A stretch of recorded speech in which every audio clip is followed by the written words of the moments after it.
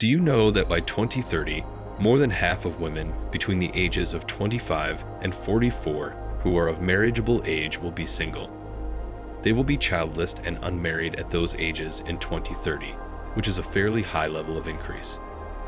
Morgan Stanley commissioned a study so that its investors would know where to put their money over the coming 10 years. According to society, we would regret not having children at the end of our lives. Even in traditionally conservative countries, the quality of relationships has gotten so bad that people no longer marry and live together for the rest of their lives. Leftover women are becoming more and more prevalent in the current world because of feminism and gynocentrism, particularly in Western nations. Recently, I read an article in a newspaper about how this began in the East, and it basically talked about unmarried women in their late 20s and early 30s who prioritize their education and careers before romantic relationships. Many of these women are consequently left alone in their mid-30s or early 40s, only to learn that financially successful men increasingly choose younger women and shy away from women who are overly involved in their jobs. They're more interested in climbing the corporate ladder. As a result, just as in most of the Western world, women blindly adhere to the feminist philosophy and act like boss babes without ever considering the importance of males in their life. Older women are consequently unhappy since they are already at their breaking point. Currently, women are forced into careers they loathe, are intimately familiar with the harsh realities of the job market, and most importantly, find it dreadful to consider reaching the end of their prime. The majority of women are unable to accept this last statement because of their societal training, despite it being quite telling. Women are being misled by schools, the media, and the entertainment industries into delaying marriage and having children while simultaneously being encouraged to pursue other goals like pursuing an education, a profession, or even many partners. By the way, the word partners refers to flings rather than long-term relationships. You'll discover more about these ladies in today's movies, including why they're unhappy and resentful, and why you should avoid them at all costs. They're deluded by feminist propaganda. The most extreme forms of feminism claim that as women rise to the positions of CEO and important decision makers in large corporations and governments, they can live fully and freely. This claim essentially ignores the fact that the woman will eventually begin to feel as though she is rapidly approaching the age at which she will no longer be able to bear children, and that feeling will gradually affect her. She will also find it incredibly hard to find a partner as she ages because men prefer younger and more feminine women. Social conditioning is incredibly harmful and potent.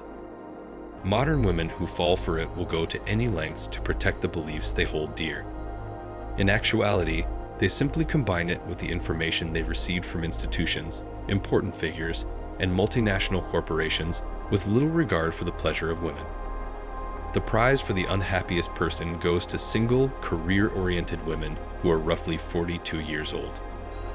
They can earn around $100,000 a year, but they're still not content and satisfied with their lives. By the way, this data was taken from a publication dedicated to women. A married man with a decent job and a nice partner is the happiest. Furthermore, according to the same article, a married man aged 39 with one child, a wife who works part-time, and a household income of between $150,000 and $250,000 is the happiest person. They're forced to choose between feminism and reality.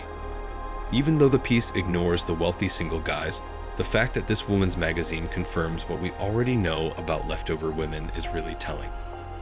The fight for women's independence has left women less happy than before, especially in the emotional and financial realms. The intimacy revolution, adultery, and the ability to be stigma-free are all topics on which modern women are allowed to express their ideas. MegTov doesn't even invite this kind of woman into their lives. They simply don't invite any women at all. The paradox of falling female happiness between 1970 and 2005 is an actual phrase that has been used by economists. Women's happiness has substantially decreased. These ladies don't actually know what they're talking about when they discuss patriarchy and male privilege.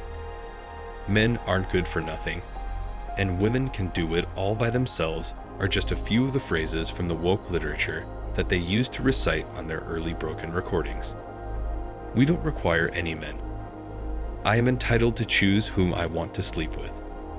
Men are oppressors, etc. They think they'll be satisfied with money. Due to the predictability of their language, modern women who decided to pursue a career rather than get married are annoying, disagreeable, and bad candidates for dating. Although they think that doing so will help them have acceptable finances and get to know themselves better, they have been taught the idea that they can climb the corporate ladders in their 20s, have a good profession, have multiple guys hit on them, and finally settle down in their mid-30s. The unadulterated truth is very different. Leftover women live financially irresponsible lives for the most part. Women overspend, live paycheck to paycheck, and have so much emotional baggage that their ability to attach as a couple is permanently lost. They turn to antidepressants and other legal drugs like alcohol and cigarettes when they are in their mid-30s and early 40s and have trouble finding a man who truly wants them as a mate. However, this does not imply that men pay them no attention. Some males will thirst for any woman out there, no matter what sort they are. They're being taught to ditch their feminine qualities. The more children and marriages they have, the more macho they become. Ideology triumphs over biology, in my opinion, if I had to summarize the thoughts of the remaining women. They make fun of men, demonize them, and treat them with complete contempt. Here are some more details in case they still require them. Women who have more than 10 intimate partners are merely making a last-ditch effort to marry a man. Since pair bonding is practically impossible, she likely has DNA from numerous people, according to studies. Let me put it this way. Would you want some other guy's DNA in your child? In addition, society, the matrix, and other strong, influential a person will always be shaped by their family's environment. The woman is likely to be more damaged than a conventional woman raised in a healthy home if the social conditioning is coupled with the absence of a good mother figure or with the presence of a promiscuous and / or toxic mother. It's like going back in time, and I mean the golden times if you ever come across conventional women. Sadly, they are not very common. Even if they don't behave like it or don't have the qualities for it, leftover women and modern women as a whole desire to be treated like traditional ladies. They presumably never understood the meaning of the saying, "You can't have your cake and eat it too." They're just not relationship material anymore. Even decent females freely acknowledge that they prefer being correct and dominant to being happy and are aware of this unfortunate truth. The remaining women put off having children, feel oppressed just for being female, and enjoy imposing their views while preaching tolerance and freedom. They seldom ever admit that being female has many advantages over being male. Working their way up the corporate ladder until their 40s, modern women did everything they could to capture and possess the essence of power they believed would make them happy. However, they only realized much too late that they had a natural need to nurture families, settle down, have loving relationships with men, and become good mothers. They can't even admit that they should have followed the rules and lived in line with their feminine nature now that they've been saturated with feminist philosophy. Perhaps in the future, women will begin to embrace adopting the stereotypical gender roles and learn how satisfied they can be. Time will tell. The natural principles of this universe should never be disregarded, as I frequently say.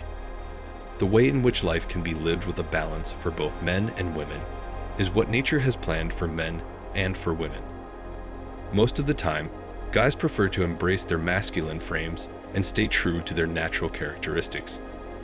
However, more and more women are making the decision to abandon their femininity in order to assume the role of men in society.